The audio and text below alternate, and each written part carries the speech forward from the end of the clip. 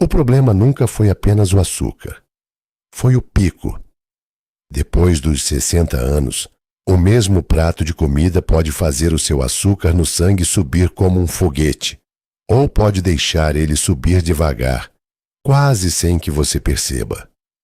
E a diferença entre esses dois caminhos não está em um comprimido. Está em quais alimentos chegam primeiro ao seu garfo, em que ordem eles entram no seu prato e no que acompanha cada garfada. Nos próximos minutos, você vai conhecer os alimentos que ajudam a achatar esse pico e vai aprender um jeito simples de montar o prato que começa a valer já na sua próxima refeição, ainda hoje. Antes de qualquer coisa, um aviso simples e honesto, porque você merece a verdade. O que você vai ouvir aqui é conteúdo educativo e não substitui a orientação do seu médico. Se você usa remédio para diabetes ou se toma insulina, converse com o seu médico antes de mudar a sua alimentação, porque juntar essas estratégias com a medicação que você já usa pode baixar o açúcar demais e causar uma queda perigosa. Nada aqui é promessa de cura. Nada aqui manda você diminuir ou parar qualquer remédio. O que existe aqui é uma forma de trabalhar a favor do seu corpo, junto com o tratamento que você já faz, e não no lugar dele. Guarde essa frase, porque ela é a base de tudo que vem a seguir. Comida certa não apaga o açúcar como um medicamento apaga. O que a comida certa faz é moderar a subida depois que você come. E com o tempo, dia após dia, refeição após refeição, essa subida mais mansa ajuda o seu controle a ficar melhor. Para entender por que isso funciona, primeiro precisamos entender o que muda dentro do corpo depois dos 60 anos. Quando somos mais jovens, o corpo lida com o açúcar de um jeito quase automático. A gente come, o açúcar sobe, e um mensageiro chamado insulina aparece rápido, abre as portas das células e guarda esse açúcar onde ele deve ficar. Tudo acontece de forma tão silenciosa que a gente nem repara. Mas com os anos, esse sistema vai ficando mais lento e menos afinado. A primeira coisa que acontece é que as células ficam menos sensíveis à insulina. É como se as portas ainda existissem, mas a fechadura tivesse enferrujado um pouco. A insulina bate e a porta demora mais para abrir. Enquanto essa porta não abre, o açúcar fica circulando no sangue, e é por isso que o pico depois da refeição fica mais alto e demora mais para baixar. Existe uma segunda mudança, e ela é tão importante quanto a primeira, mas quase ninguém fala sobre ela. Com o passar dos anos, a gente perde massa muscular. E o músculo não é só o que dá força para carregar as compras ou subir a escada. O músculo é o maior depósito de açúcar do corpo. É para dentro do músculo que a maior parte da glicose vai depois que você come. Então, imagine o que acontece quando esse depósito encolhe. Sobra mais açúcar rodando no sangue, sem ter para onde ir. Menos músculo significa menos espaço para guardar a glicose, e isso empurra o pico ainda mais para cima. É por esse motivo que manter o corpo em movimento, mesmo com caminhadas leves, e cuidar da força muscular, faz tanta diferença nessa fase da vida. Não é vaidade, é metabolismo. E ainda tem uma terceira mudança. Com a idade, a digestão costuma ficar mais lenta, e o corpo demora mais para dar as respostas certas na hora certa. A insulina que antes chegava rápido, agora chega com um pequeno atraso, e esse atraso é justamente a janela em que o açúcar dispara. Então, quando somamos as três coisas, células menos sensíveis, menos músculo para guardar o açúcar, e um sistema que responde com mais lentidão, entendemos por que depois dos 60, o mesmo pão, o mesmo arroz, a mesma fruta que antes não faziam diferença, agora provocam uma subida muito maior. A boa notícia, e é uma notícia realmente boa, é que tudo isso pode ser suavizado pelo que você coloca no prato e pela ordem em que você come. E é exatamente disso que vamos falar agora. Vamos começar pela ferramenta mais barata de todas, porque ela não custa absolutamente nada e você já pode usar no seu próximo almoço. É a ordem do prato. A maioria das pessoas come de um jeito quase sem pensar. Ataca primeiro o arroz, a batata, o pão, a massa, aquilo que enche e que dá gosto. E só depois, quase por obrigação, chega na salada e na proteína. O problema é que quando o carboidrato entra primeiro em um estômago vazio, ele é digerido rápido e o açúcar entra no sangue quase de uma vez, como uma onda. Agora imagine virar essa ordem do avesso. Imagine começar pelos vegetais e pelas folhas, depois passar para a proteína, e só então, por último, chegar no arroz ou na batata. Quando você faz isso, a fibra dos vegetais e a densidade da proteína já criaram uma espécie de colchão no estômago. O carboidrato ainda vai ser digerido, mas ele chega em cima de uma base que segura, que atrasa, que espalha a absorção ao longo do tempo, em vez de deixar tudo entrar de uma vez. O resultado é o mesmo prato, com a mesma comida, com as mesmas calorias, mas com um pico bem menor.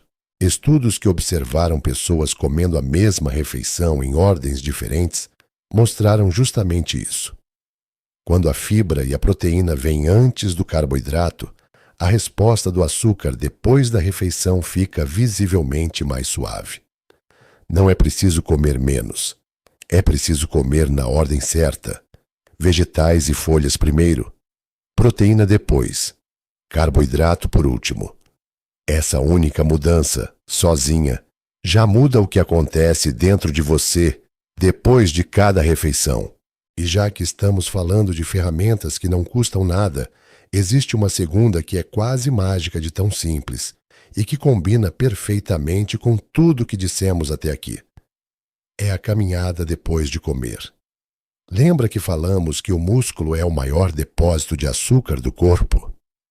Pois bem, quando você caminha, mesmo devagar, mesmo por poucos minutos, os seus músculos começam a puxar o açúcar do sangue para dentro deles, para usar como energia. E aqui está o detalhe mais bonito. Nesse momento, logo depois da refeição, o músculo consegue puxar esse açúcar quase sem precisar de insulina. É como se a caminhada abrisse uma porta lateral. Uma porta que não depende daquela fechadura enferrujada de que falamos. Então o açúcar, que ia ficar circulando e formando aquele pico alto, vai sendo consumido pelas pernas em movimento.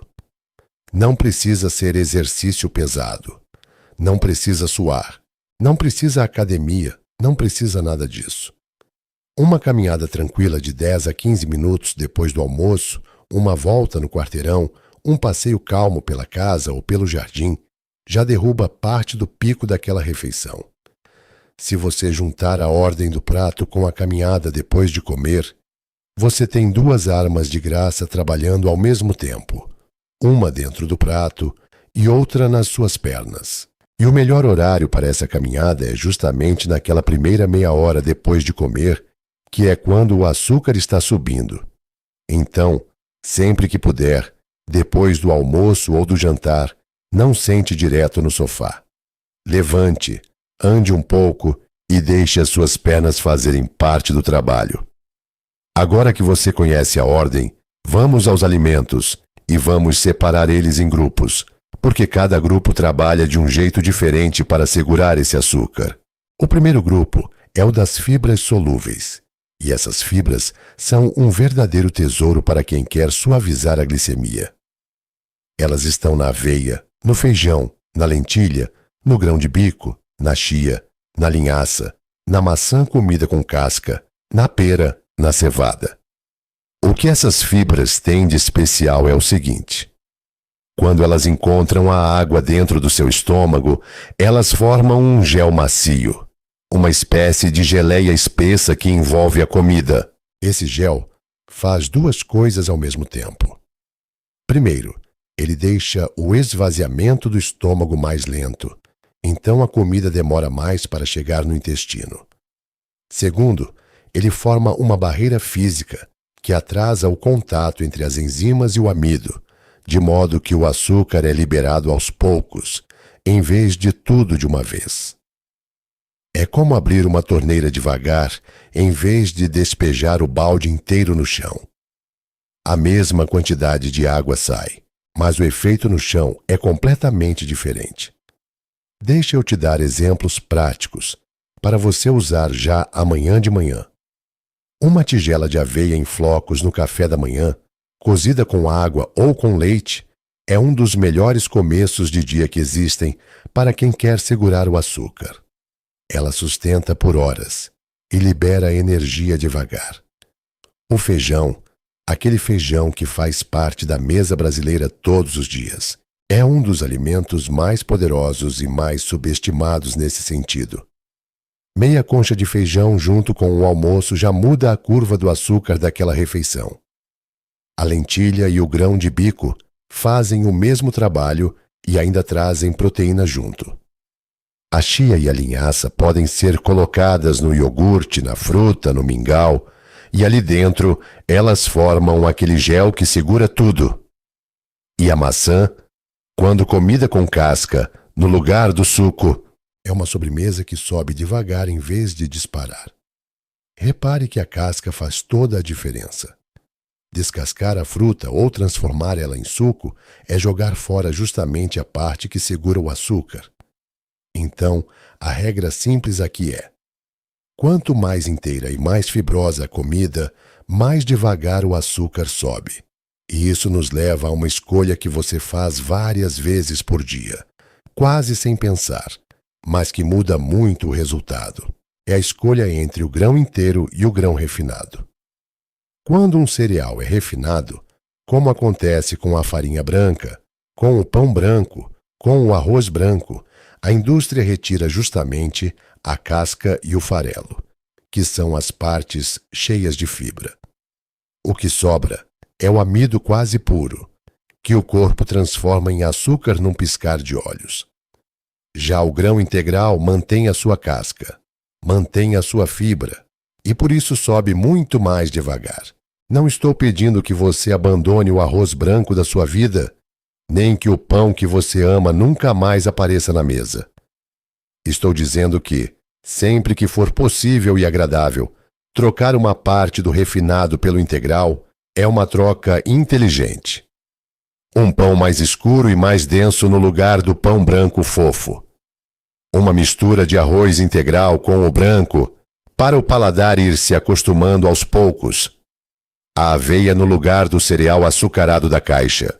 São trocas pequenas, feitas sem sofrimento, que somadas ao longo dos dias fazem uma diferença enorme na forma como o seu açúcar se comporta. O segundo grupo é o da proteína e das gorduras boas, e esses dois andam de mãos dadas. Estamos falando do ovo, do peixe, do frango, da carne magra, do queijo, do iogurte natural e também das castanhas, das nozes, do amendoim, do azeite de oliva e do abacate. A proteína e a gordura boa fazem uma coisa muito parecida com a fibra, mas por um caminho diferente. Elas retardam o esvaziamento do estômago. Quando você coloca proteína e um pouco de gordura boa junto com o carboidrato, o estômago segura aquela comida por mais tempo antes de mandar para o intestino. E isso faz o açúcar entrar no sangue de forma mais lenta e mais espalhada. É por isso que uma fatia de pão comida sozinha sobe o açúcar de um jeito, e a mesma fatia de pão comida com ovo, com queijo, com abacate, sobe de outro jeito muito mais gentil. A gordura e a proteína viram uma espécie de freio natural. Então, a regra de ouro deste grupo é simples de lembrar. Nunca coma um carboidrato sozinho. Sempre coloque um companheiro do lado. Se vai comer pão, coloque ovo. Se vai comer arroz, tenha proteína no prato. Se vai comer uma fruta como lanche da tarde, coma junto um punhado de castanhas. O carboidrato sozinho é uma corrida em linha reta. O carboidrato acompanhado é uma caminhada tranquila. Vale um cuidado aqui, porque honestidade importa. Quando falo em gordura boa, estou falando da gordura do azeite, do abacate, das castanhas, do peixe. Não estou falando de fritura, de gordura queimada, de embutido gorduroso. A ideia não é encher o prato de gordura, e sim usar uma quantidade sensata de gordura boa como aliada para segurar o açúcar. Um fio de azeite na salada, meio abacate, um punhado pequeno de castanhas. Essa é a medida. E as castanhas, além de segurarem o açúcar, ainda trazem magnésio, que é um mineral que o corpo usa justamente para lidar com a glicose. É um alimento que trabalha por dois lados ao mesmo tempo. O terceiro grupo é o dos vegetais que não são amiláceos, e principalmente das folhas verdes. Aqui entram o brócolis, a couve, o espinafre, a alface, a rúcula, o pepino, o tomate, a abobrinha, a berinjela, o pimentão, a couve-flor, o repolho, a vagem. Esses vegetais têm 3 qualidades que combinam perfeitamente para quem quer controlar o açúcar. Eles têm muita fibra, eles têm muita água e volume, e eles têm pouquíssimo açúcar dentro. Isso significa que eles enchem o prato e enchem o estômago, dão aquela sensação de saciedade, de refeição de verdade, sem quase nenhuma carga de açúcar em troca. E aqui está o erro que quase todo mundo comete. A maioria das pessoas trata a salada como enfeite, como aquele montinho triste no canto do prato que ninguém leva a sério. Eu quero que você inverta essa ideia por completo. A partir de hoje, os vegetais e as folhas são a base do seu prato e não a decoração. Metade do prato, ou até mais, deveria ser de vegetais e folhas. É essa base verde que dá volume, que segura a fome e que ainda cria aquele colchão de fibra que suaviza tudo que vem depois. Quando você começa a refeição por essa base, você já está aplicando a ordem do prato e já está usando a fibra a seu favor, tudo no mesmo movimento. E agora, chegamos ao ponto mais delicado deste vídeo. O ponto em que muita gente na internet exagera e promete o que não pode cumprir. Eu não vou fazer isso com você. Vou te contar a verdade, mesmo quando a verdade é menos animadora, porque é a verdade que protege você. Vamos falar sobre o vinagre e sobre a canela. 2 nomes que aparecem em todo lugar quando o assunto é açúcar no sangue. Começando pelo vinagre. Aqui a notícia é boa e a evidência é razoável. Vários estudos observaram que tomar 1 a 2 colheres de sopa de vinagre diluído em 1 copo de água, um pouco antes de uma refeição rica em carboidrato, ajuda a reduzir o pico de açúcar depois daquela refeição. Acredita-se que o vinagre atrasa um pouco a digestão do amido e melhora o modo como o músculo aproveita a glicose. Não é um efeito gigante, não é mágica e não é um remédio, mas é um efeito real e observado em pessoas de verdade. Então o vinagre pode sim ser um coadjuvante, um ajudante, quando usado com bom senso. O vinagre de maçã é o mais estudado, mas o cuidado vale para qualquer um. Sempre diluído em água, nunca puro, para proteger o esmalte dos dentes e a parede do estômago. E se você tem problema no estômago, refluxo ou usa qualquer medicação, converse com o médico antes, porque o vinagre não combina com todo mundo. Agora a canela.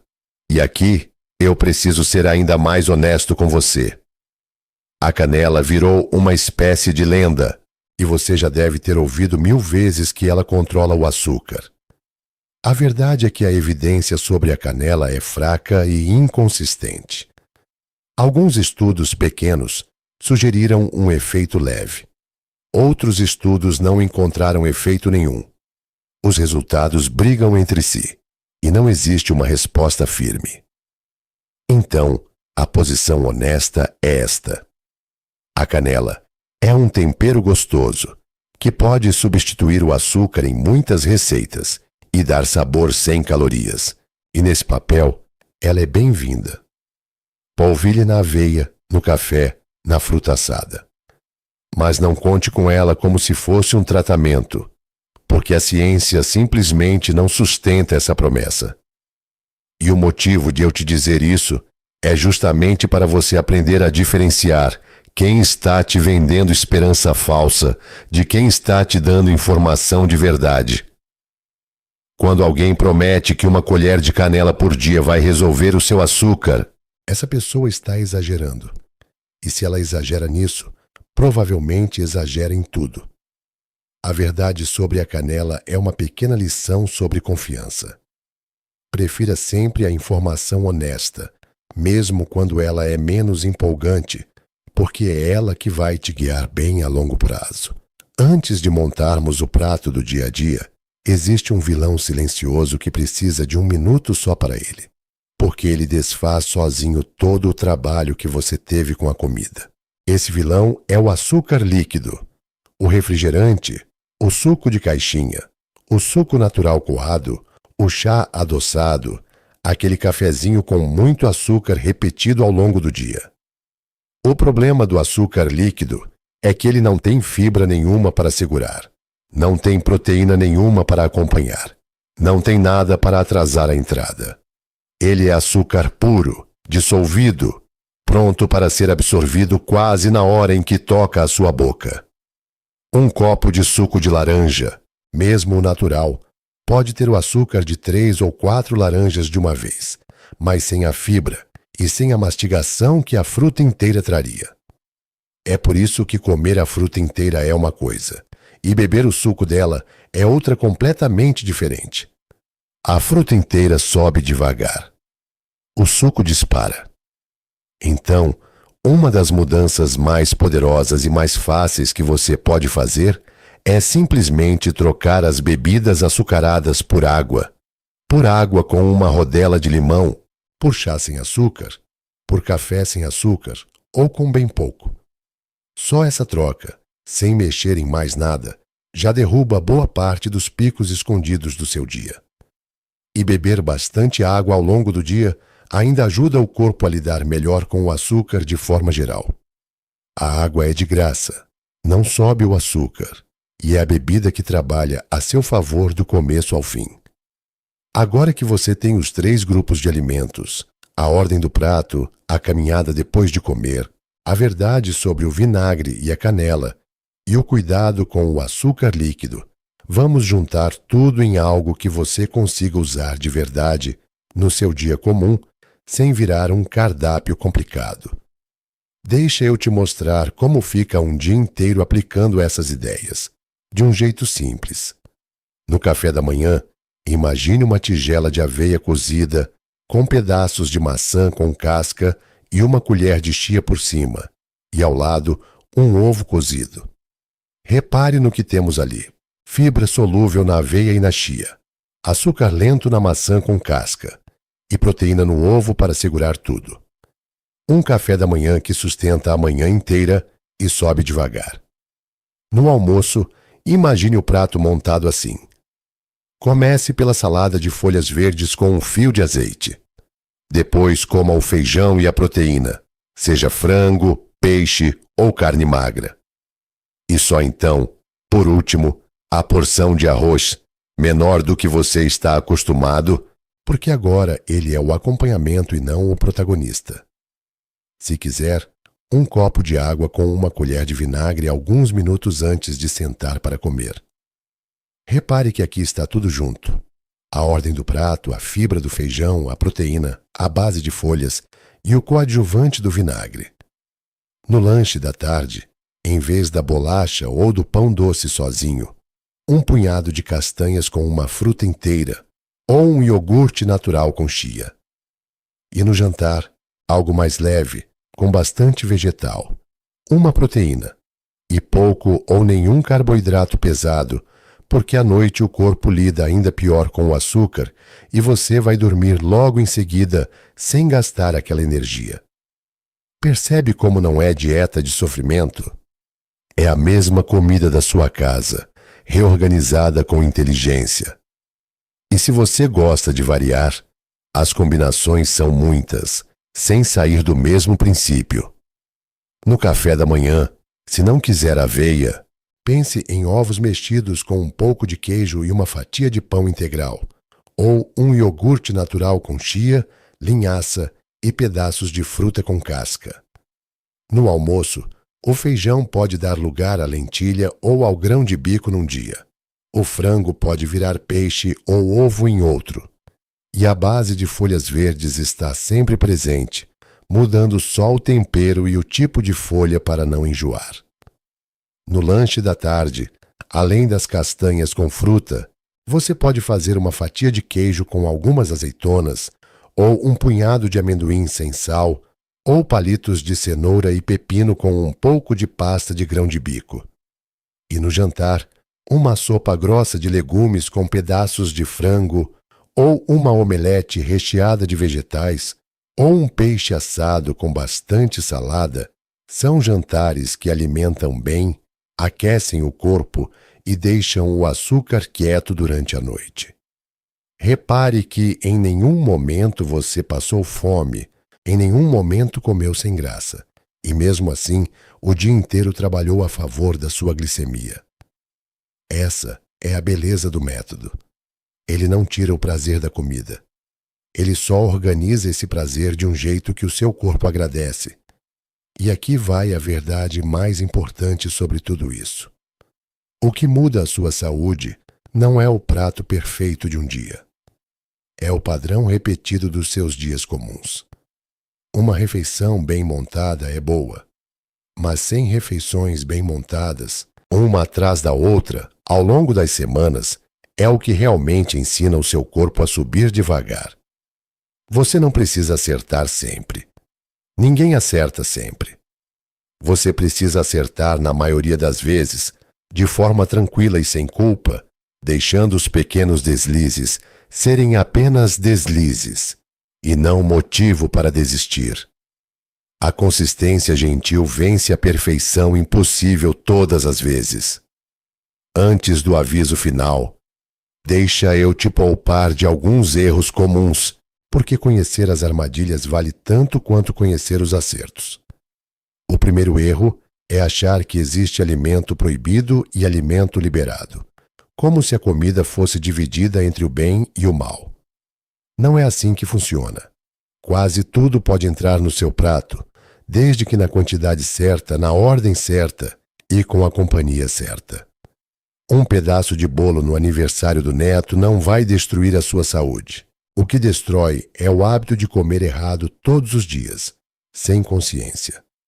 Então, relaxe com a culpa e foque no padrão do dia a dia. O segundo erro é confiar demais nos produtos que se dizem diet ou zero, sem ler o que tem dentro. Muitos deles trocam o açúcar por outra coisa que também sobe a glicemia, ou tiram o açúcar e enchem de gordura ruim. A palavra na embalagem engana com facilidade. O que não engana é o alimento de verdade, aquele que não precisa de rótulo para explicar o que é, como o feijão, o ovo, a folha, a castanha. O terceiro erro é pular refeições achando que isso ajuda. Ficar muitas horas sem comer costuma fazer a pessoa chegar na refeição seguinte com muita fome, comendo rápido e comendo demais, o que provoca um pico ainda maior. É melhor comer de forma organizada e tranquila do que se punir com a fome e depois exagerar. E o quarto erro, talvez o mais comum de todos, é querer mudar tudo de uma vez e desistir na primeira semana. Você não precisa virar outra pessoa amanhã. Escolha uma mudança, só uma, e comece por ela. Talvez seja começar o almoço pela salada. Talvez seja trocar o suco pela água.